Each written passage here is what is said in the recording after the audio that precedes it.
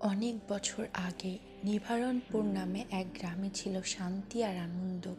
কিন্তু প্রতি পূর্ণিমার রাতে গ্রামের উপর নেমে আসতো ঘোর অন্ধকার।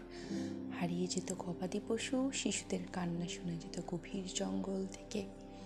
লোকেরা বলতো এক ভয়ঙ্কর দানব কাল রাত্র জঙ্গলের গভীরে বাস করে, আর সে পূর্ণিমার আলোয় জেগে ওঠে। গ্রামের সবাই ভয় পেত, কিন্তু এক সাহসী কিশোর ছিল, নাম রাহান। সে বিশ্বাস করত ভয়কে জয় না করলে শান্তি আসবে না। এক পূর্ণিমার রাতে সে একা বেরিয়ে পড়ে জঙ্গলে। সঙ্গে নেয় শুধু একটা দীপ্তিচোখা তরবারি আর তার দাদার দেওয়া 15 লকেট।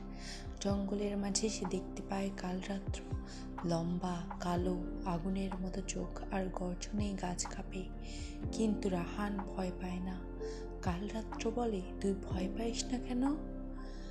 রাহান জবাব দেয়, কারণ আমি জানি তুমি দানব থেকে জন্ম নাও, তোমাকে কেউ এমন বানিয়েছে।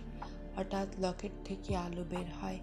কালরাত্র চিৎকার করে, আর সেই আলোতে তার আসল রূপ প্রকাশ পায়। সে ছিল এক অভিশপ্ত মানুষ, যে এক সময় নিজের অহংকারে অভিশাপ পেয়েছিল।